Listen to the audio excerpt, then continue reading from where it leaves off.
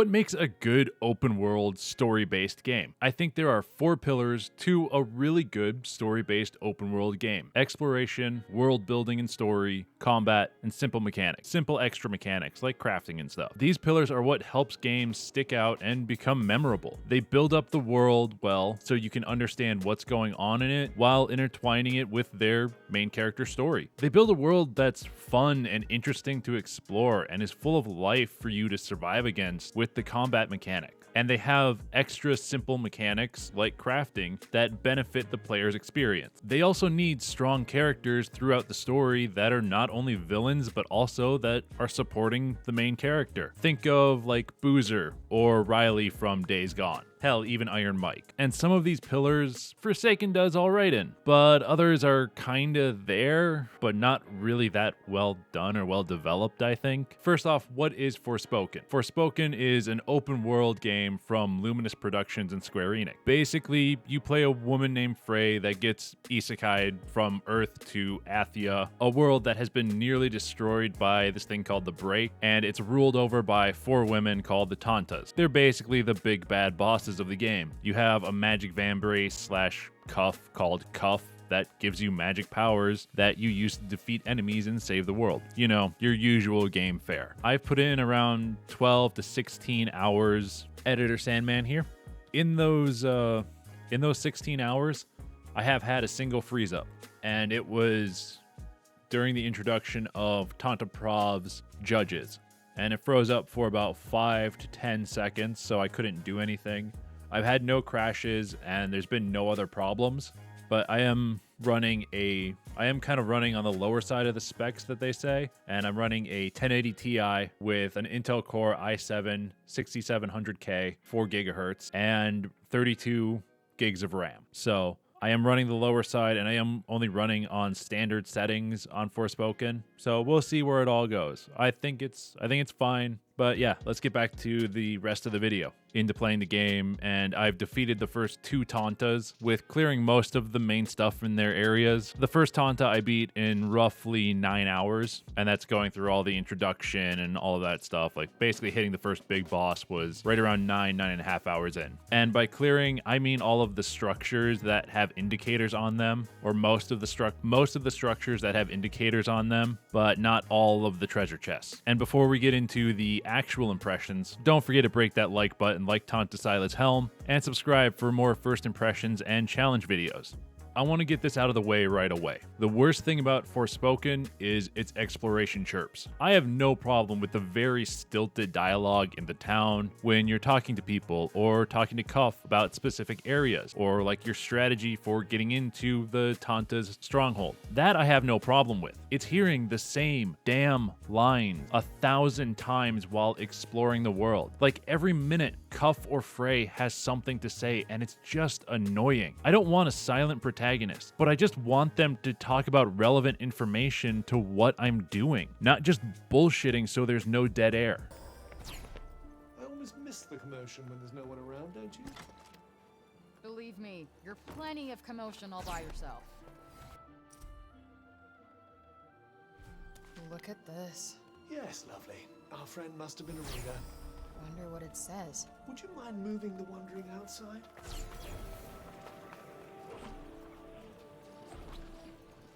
Forgetting something? No. Wait, am I? Wouldn't want to leave any goodies behind. I'm not sure we can guarantee it won't fall down while you're inside, you know. If you're trying to lighten the mood, it's really not working. Didn't think there'd be anything left here, never mind a book. And you're going to read it? It's got dead person on it. That went well. You bet it did. That asshole's going nowhere. This is yours to lose now, Frank. Why did you have to say it like that?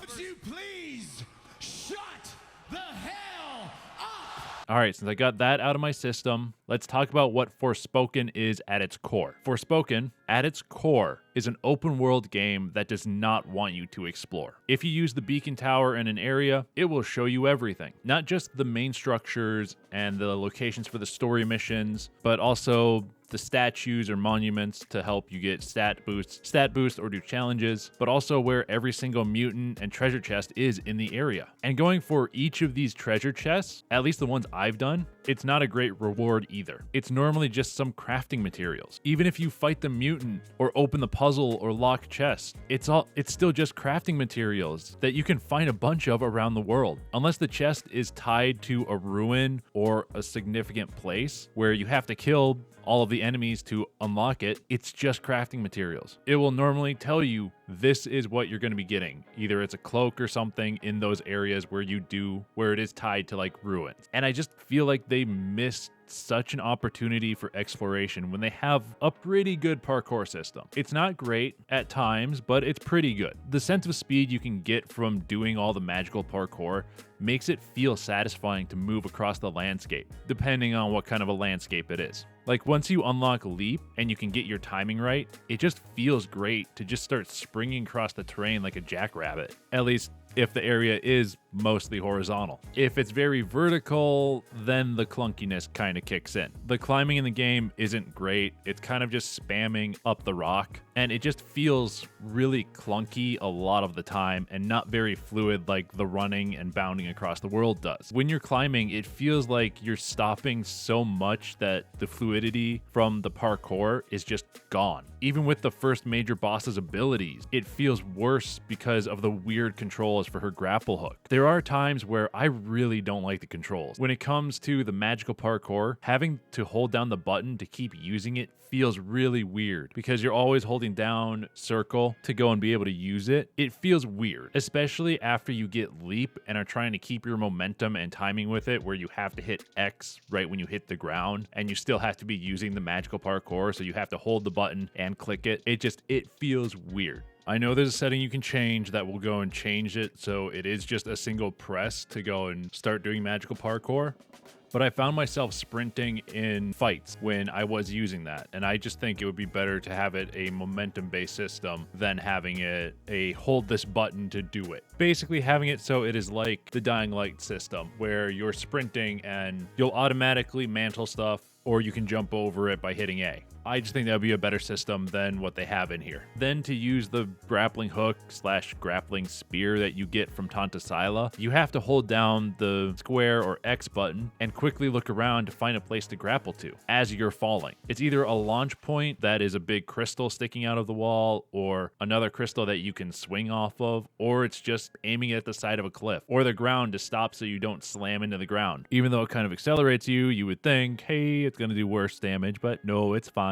Basically, the controls for the parkour are having you do a lot of things at once, and it feels like it could have been simplified a lot more, where having just your sprint be the thing that triggers it as you're going and running, and then like your B or circle would just be a dodge. It feels like it would be a lot more simple then. And it's not just the controls for the parkour, but for switching magic types feels like it's a lot of buttons to hit. You have to hold L1 and R1 or the left and right bumpers and quickly choose what type you want to use in the middle of battle if you don't know like what the enemy's weaknesses are. It works, but it's just a lot of buttons to hit, and when you're surrounded and have to quickly switch on the fly for the different kinds of enemies that are around, you're probably going to get hit because you're doing that and trying to dodge and everything, and it can be a little complicated. But there are things about combat that are very simple and kind of straightforward. Your basic combat breaks down into this before like the other magic gets involved. Basically, before you beat the first Tanta, this is kind of how it breaks down. You use your support magic, then you spam the right trigger or R2 until your ultimate charges, then you use your ultimate, then you spam right trigger more until the enemy is dead. Yes, you're going to be using your magical parkour to dodge the enemy attacks during this time, but those are your basics of combat for Forspoken. Most enemies I've just been able to cut through by spamming the right trigger until they're dead. Yes, there are other enemies that force you to use your charged abilities, like the Legionnaires with shields and the big mutants that are hard as hell to kill and are basically like mini bosses or world bosses, but most enemies can just be spammed to death while dodging their attack. Once you unlock the other magics, then it's more of a probe the enemy with a few shots or check them with cuff beforehand and see what magic they're resistant to. Then switch to the one that's better against them and just spam them down with that. Like, I like the combat, but it feels like it's a lot of button mashing and that it's very forgiving when it comes to dodging. There is something I really don't like about about the combat, and that is how blinded you can be by particle effects. Forspoken is basically an epileptic's nightmare. It's very particle heavy with its combat, and everything emits a shower of sparks or lightning or some kind of particle effect. Your dodges, your hits, your misses, some of the enemy attacks. And I'll be honest, I've lost a few enemies in the particles because of how many there are, especially when using an ultimate. An almost insane amount of particles will flood your screen. Here's a little taste of what I mean.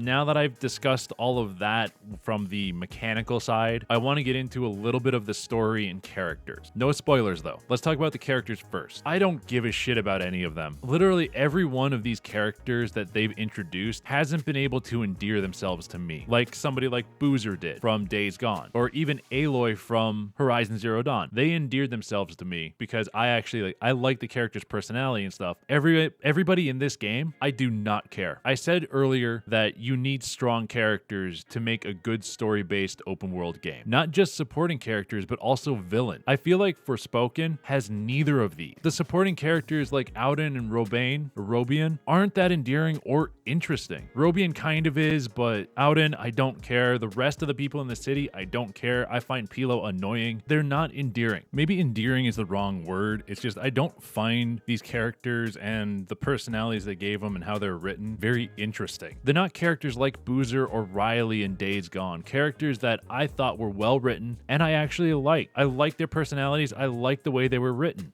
And the same goes for the villains in Forspoken. I don't like them. I don't care about them. They're supposed to be this big kind of ominous threat that brings destruction and devastation wherever they go, and they're corrupted by the break. But then one of them shows up in town and everybody's scared, but you beat her easily. Sure, it's just a minion using a fraction of her power, basically. That encounter kind of undermines the big looming threat that they're supposed to pose. They're like the complete opposite of Voss from Far Cry 3. That's why, like, in Far Cry 3, you encounter Voss a bunch, but you don't fight him until like halfway through the game. It's so you can see him and know it's him by his presence, but you don't know how tough he actually is until that boss fight. You don't fight him multiple times, you fight him once, and it is a build-up. And then for Forspoken, there isn't that much buildup for the enemies, for the big bad enemies. It's just like with the second boss. There's no buildup at all. Like, yeah, okay, characters talk about them. They talk about them as this big, looming,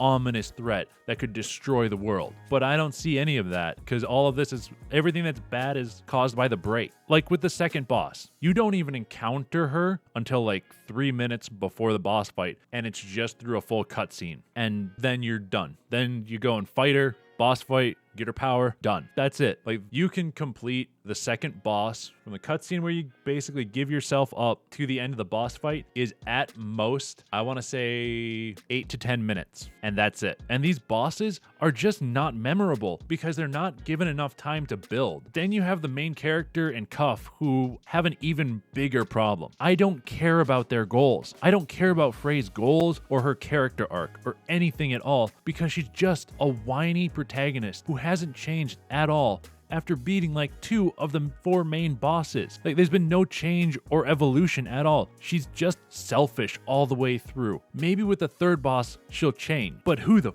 fuck knows? And I feel like Cuff isn't as bad, but I've still got the knockoff Atlas vibes from him. That he's going to be a demon or something trapped in the cuff or van brace or whatever you want to call it. And we're going to have to fight him as the final boss once we beat all of the Tantas. But all in all, it's not a great story. It's not great and it's not interesting. I don't care. I haven't been made to care for these characters. That's really all I want to say about the game. But let's just do a quick recap of all my thoughts on Forspoken as I wrap up this 10-hour impression. What the game does well is its combat mechanics and some of its parkour systems. But what the game does mediocrely and kind of on the worst side of mediocre is its story, exploration stuff, and combat feedback. What it does really poorly, like the stuff that I think is just bad, is trying to fill the dead air when exploring with a shit ton of repeated, nonsensical dialogue. And how the game stops the player from exploring and tries to just force them into a treasure hunt going from point A